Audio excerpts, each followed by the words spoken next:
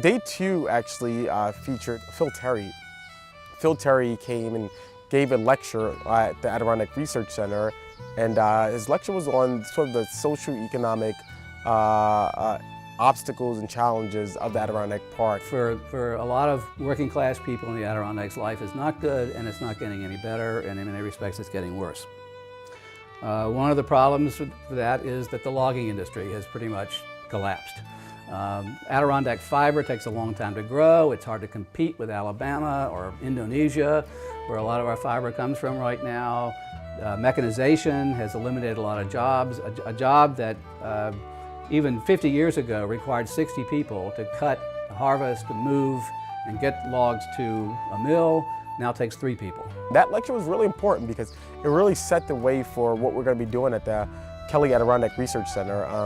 A lot of what we're going to be researching is this tension between economic development and environmental conservation. And Phil Terrie really set the standard in terms of some of the challenges, issues, and opportunities in the Adirondack Park. The Adirondacks was a very complicated place. It's 6 million acres, the Adirondack Park.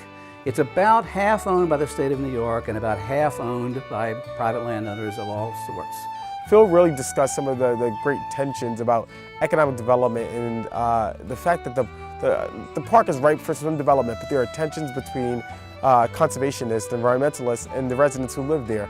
He really dug deep into sort of the challenges that residents face and the fact that the park is becoming depopulated because there are not as many economic opportunities for younger professionals and families to have. So therefore they're moving to urban centers in which they have opportunities.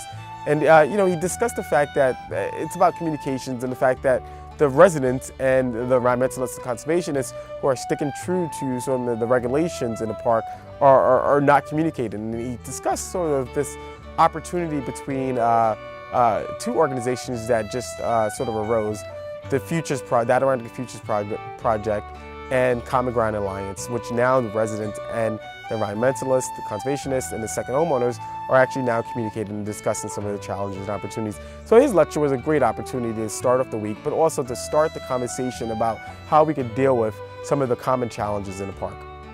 I think the Adirondacks is a great educational laboratory. There are every problem you can think of. We've got social issues, we've got politics, we've got literature, we've got ecological issues. We've got a wonderful laboratory of backwoods that are in a fantastic condition. We've got woods that are not in such good condition. So we've got a lot of environmental subjects in the Adirondacks, and I think a lot of students like to get out there and get their hands dirty and explore these problems firsthand. I mean, there are all these problems out there.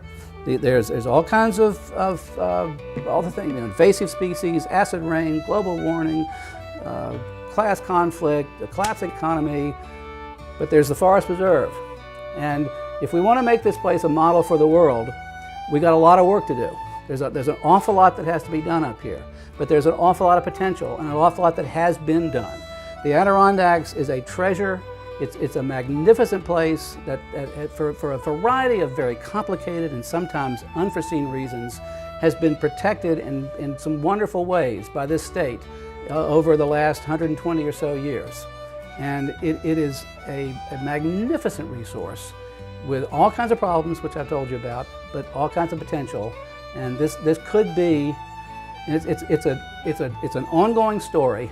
And there's a lot of work to be done, and I hope that all the students who are reading about this are going to be committed to doing all the work that needs to be done.